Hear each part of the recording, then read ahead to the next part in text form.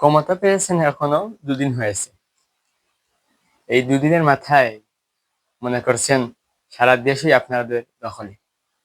বলছি ডাকসু বিপি সাদিক কায়েমের কথা। দেখেন, উসমান শরীফ শরীফ ওসমান হাদি ভাইয়ের এই যে কিলিং অপারেশন, ওনাকে হত্যা করার যে চেষ্টা করা হয়েছিল, সেটা তিনি প্রার্থী ছিলেন ঢাকা 8 আসনে। আর তার প্রতিদ্বন্দ্বী ছিলেন বিএনপির মির্জা আব্বাস। তো সেখানের প্রেক্ষাপটে দেখেন বিএনপির প্রভাব হাদি ভাইয়ের চেয়ে অনেক বেশি। জামাত তো এখনো প্রার্থী দেয়নি, তবে প্রার্থী হওয়ার সম্ভাবনা কার বা কে প্রার্থী হবেন জামাতের পক্ষ থেকে? সাদেক কায়েম, ভিপি, ডাকসু ভিপি সাদেক কায়েম, তিনি এখানে জামাতের পদপ্রার্থী হবেন। এখন দেখেন, যদি জামাত আর বিএনপি ধরেন নির্বাচনের প্রতিদ্বন্দ্বিতায়, তাহলে প্রথমে বিএনপি থাকবে, তারপর জামাত। এখন ঢাকার যে মূল 8 আসন, এটা ঢাকা একটা গুরুত্বপূর্ণ একটা জায়গা। যেটা বললাম, অনেক গুরুত্বপূর্ণ স্থান। 10 টাকা নিয়েও যদি সেখানে কোনো ঝামেলা সৃষ্টি হয়, বিশৃঙ্খলা সৃষ্টি হয়, তাহলে মিডিয়ার লোক সেকেন্ডের ভিতরেই ওখানে চলে আসবে। অনেক গুরুত্বপূর্ণ এই আসনটি। এখানে পূর্বে বিএনপির আমলে বিএনপির প্রার্থী ছিলেন, সংসদ সদস্য ছিলেন, এমনকি আওয়ামী লীগের ছিলেনই, কিন্তু জামাতের ছিলেন না। এখন হাদি ভাই তো এই 3 জনের মধ্যে হাদি ভাই তো ওনার সমর্থক কিছুটা থাকলে, আওয়ামী লীগ তো নেই। যদি থাকে জনগণের সমর্থন, তাহলে বিএনপির উপর আর জামাতের উপর কিছুটা আছে। এখন যদি সাদেক কায়েম ভাই ডাকসু বিপি, তিনি ওখানে প্রার্থী হবেন, ওনার ফেসটা কিভাবে বানানো যায়? যেহেতু বিএনপি আছে, তার মানে জামাতটা ওই আসনটা দখল করা বা মানে নির্বাচিত হওয়ার সম্ভাবনা খুবই কম। তাই হয়তো ওনারা হাদি ভাইকে এই হত্যার টার্গেট করে বিএনপির যে প্রেস্টিজটা আছে, এটাকে ড্যামেজ করতে চেয়েছেন। আমি এই কথাটি পূর্বের একটি ভিডিওতেও বলেছি। এখানে এই হত্যার প্রচেষ্টার হাত থাকতে পারে জামাতের, আওয়ামী লীগের, না হয় সরকারের নির্বাচন পেছানোর জন্য, কিন্তু বিএনপি আর করার কোনো প্রশ্নই উঠে না। যেখানে বিএনপি সিলেকশনে পাশ হয়ে যাবে, সেখানে বিএনপি কেন এখানে একজনকে হত্যা করে দায় নিয়ে নিজের প্রেস্টিজটা, সম্মানটা নষ্ট করবে, জনগণের সমর্থন নষ্ট করবে? প্রশ্নই উঠে না। তো রইল জামাত। হাদি ভাইয়ের উপর গুলি চালানোর পরই 1 ঘন্টা পরই সাদেক কায়েম ফেসবুকে ভেরিফাইড পেজে পোস্ট করেছেন যে চাঁদাবাজ, প্রথমেই উল্লেখ করেছেন যে হাদিকে হত্যা করা হয়েছে, প্রার্থীকে। তারপর বললেন চাঁদাবাজ এবং দুর্নীতিবাজ। হয়তো চাঁদাবাজ বলেছেন, কিন্তু এখানে চাঁদাবাজ আর সন্ত্রাসী বলেছেন উল্লেখ কথা। কিন্তু এখানে চাঁদাবাজ বলতে কাদের বুঝিয়েছেন?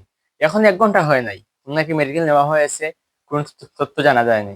হয়তো তখন সিসিটিভি ফুটেজও হয়তো তখন উল্লেখ করা হয় নাই, অর্থাৎ সবার সামনে মিডিয়ায় আসে নাই। তুমি কিভাবে বুঝলেন চাঁদাবাজ? আর চাঁদাবাজ শব্দটাও দিয়ে কাদের বুঝালেন? বর্তমানে আওয়ামী লীগ নেই, 100-র মধ্যে 100% শিওর চাঁদাবাজ বলতে বিএনপিকেই বুঝিয়েছেন। এবং শেষে তিনি কি বলেছেন যে ছাত্র জনতা রেডি থাকতে, প্রস্তুত থাকতে, যে আরো একটা অভ্যুত্থান করবেন। অভ্যুত্থান কার বিরুদ্ধে? অভ্যুত্থান করেই তো আপনারা এই সরকার বসালেন, সবাই মিলে অভ্যুত্থান করেছেন, যিনি সরকার বসালেন, যিনি অলরেডি ব্যর্থ সরকার হিসেবে ওনার ব্যর্থ সরকার হিসেবে ওনার লক্ষ্য রেখে গিয়েছে। তো কাদের বিরুদ্ধে অভ্যুত্থান করবেন? স্পষ্টভাবে এখানে বলা যায় বিএনপির বিরুদ্ধে তিনি এই মারাটাকে বিএনপির উপর চাপ দিয়ে বিএনপি মির্জা আব্বাস সাহেবকে দোষী সাব্যস্ত করে জনগণের সমর্থন বিএনপির কাছ থেকে তুলে নেবেন, এবং ওনারা অভ্যুত্থান করবেন, জামাতের লোকেরা অভ্যুত্থান করে ওনাদের প্রেস্টিজটা বাড়াবেন এবং জনগণের সমর্থন হাসিল করার চেষ্টা করবেন। এটাই ছিল ওনাদের মেইন পরিকল্পনা। প্রথমে সবাই সন্দেহ করেছিল আওয়ামী লীগকে সন্দেহ করেছিল, কিন্তু এখন প্রশ্ন রেখেছে সাদেক কায়েমের বিরুদ্ধে এবং মির্জা আব্বাসের বিরুদ্ধে। কিন্তু এখানে বিএনপির হাত থাকার সম্ভাবনা খুবই কম, খুবই কম। বেশি থাকার সম্ভাবনা জামাতের, যেহেতু এই আসনের জন্য, এই আসনটা পাওয়ার জন্য জামাতের। আর না হয় যদি এরকম না হয় তাহলে সরকারের নির্বাচন পেছানোর জন্য এই হত্যাযোগ্য যে হত্যা করার চেষ্টা যেটা করা হয়েছে এটা সরকারের দায়ভার নিতে হবে। নির্বাচন পেছানোর জন্য সরকার করেছে এই কাজটা, আর না হয় জামাত করেছে। বিএনপি এটা করবে না। দেখেন, একই আসনে জুলাই আন্দোলনে হাদি ভাই এবং সাদেক কায়েম একই সারিতে দেখি আন্দোলন করেছে, কিন্তু আজ উনি হাদি শরীফ শরীফ ওসমান হাদি ভাই মৃত্যুর সাথে ঘুমায় আছেন সর্বনিম্ন পর্যায়ে। ওনার স্নায়ু কোষ পর্যন্ত বন্ধ হয়ে গিয়েছে, নিউরো ট্রান্সমিটার, সারা শরীরের নিউরো ট্রান্সমিটার বন্ধ হয়ে গিয়েছে, এমন অবস্থা। এমনকি গতকাল একটা নিউজে দেখলাম যে ওনাকে কৃত্রিম শ্বাস প্রশ্বাস দিয়ে মানে ব্রেইনের মধ্যে অক্সিজেন দেওয়া হচ্ছে। এমন একটা পরিস্থিতিতে ওনার লাইফটা বর্তমানে আছে। তো সাদেক কায়েম এখন পর্যন্ত একটা পোস্ট করেননি ফেসবুকে এসে যে উনার হাদি ভাইয়ের দীর্ঘায়ু বা সুস্থতা কামনা করে আপনারা চেক করে নেবেন। এখন একটা পুষ্টই করেন নাই, একটা পুষ্টও করেন নাই। আজ 14 ডিসেম্বর, কিন্তু একটা পুষ্ট ওই সম্পর্কে তিনি করেন নাই। উল্টো করেছেন গিয়ে অভ্যুত্থান করবেন, অভ্যুত্থানের ডাক দিয়েছেন, আবার করেছেন আওয়ামী লীগদেরকে দোষ দিয়ে।